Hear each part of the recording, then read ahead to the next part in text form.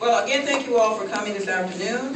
I think it's only fitting that we have a program such as this on this particular country, not only as we observe the anniversary of the independence of Ivory Coast, August 7th, 1960, but also this year marks the UN declaration of this year highlighting people of African descent the world. All right, I'm going to pass the microphone now to our panelists. Again, our panelists will be in this order: Jacques Spahaki of the African Faith and Justice Network, Ambassador His Excellency Pascal Kokora, former Ambassador of Ivory Coast to the United States and founding member of Ivorian Popular Front, Madame Marie Antoinette Singleton, daughter of President Laurent Gbagbo and First Lady Simone Gbagbo, and last but certainly not least, our brother and comrade Brian Becker, National Coordinator of the Answer Coalition.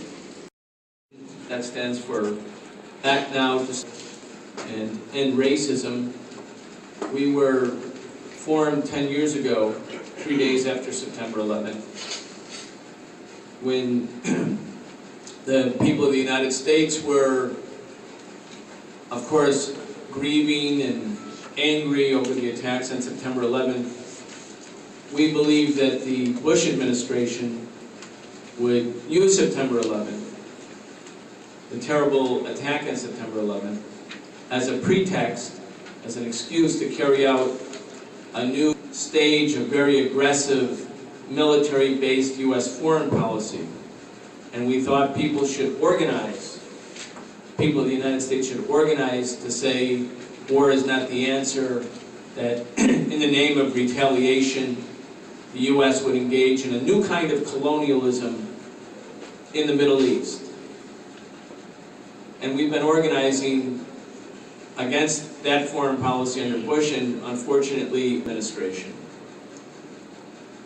We met Brother Leo at an event that we had organized here in Washington, D.C. in June, where we featured Cynthia McKinney, the former Congresswoman from Georgia, and other progressive people in a meeting to condemn the U.S. bombing of Libya. And Leo came to the meeting, and from the back, from the floor, he said, "I agree with you about Libya, but why is so little done about Ivory Coast?" And we agreed with him that people in the United States don't know enough about the Ivory Coast, don't know enough about what's just happened, that there is a profound ignorance about Ivory Coast, that the corporate-owned media, far from bringing news about what actually happened, functions more or less as a propaganda vehicle. And so, just as we saw in the case of Libya, where the targeted government, the government targeted for overthrow, is demonized, and every one of its opponents are presented as great Democrats, as people believing in democracy and human rights, we saw the same sort of skewed presentation about Ivory Coast.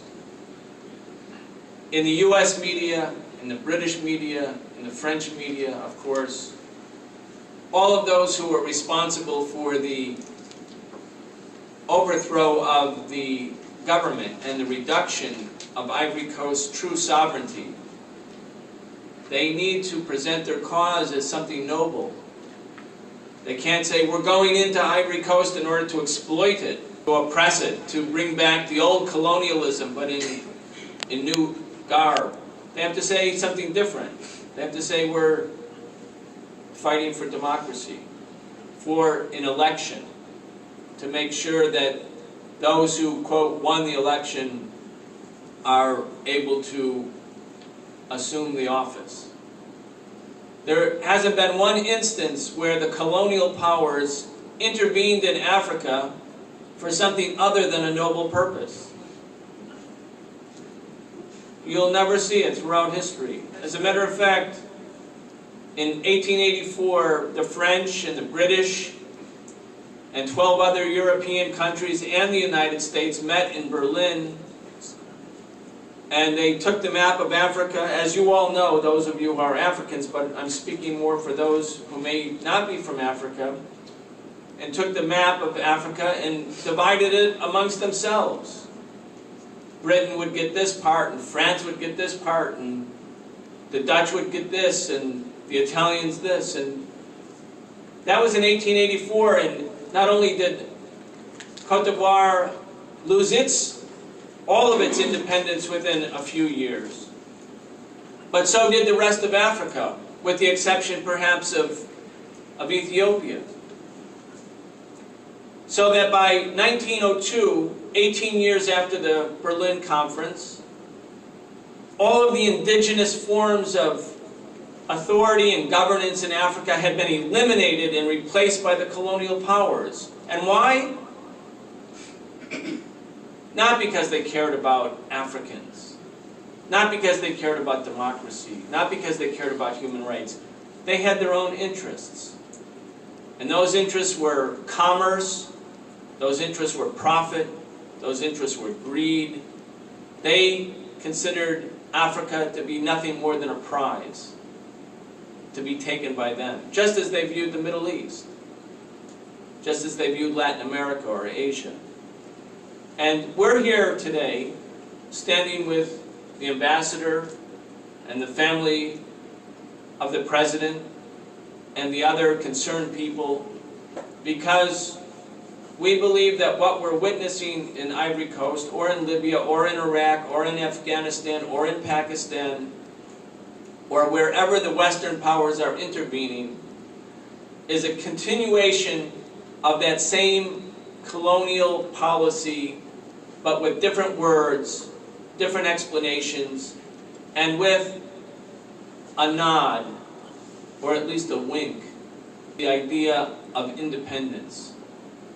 So that instead of Cote d'Ivoire and brothers learning as we go, learning more about Ivory Coast, trying to overcome our own ignorance about the struggle, trying to establish a bond of solidarity and friendship, trying to show the people of the United States that we the people of the United States, have no interest in joining with our government that speaks in our name but without our consent, when it just says, we will determine who will be the government in Tripoli, or we will decide who will be the government in Iraq, or in this instance, who will be the government in Ivory Coast.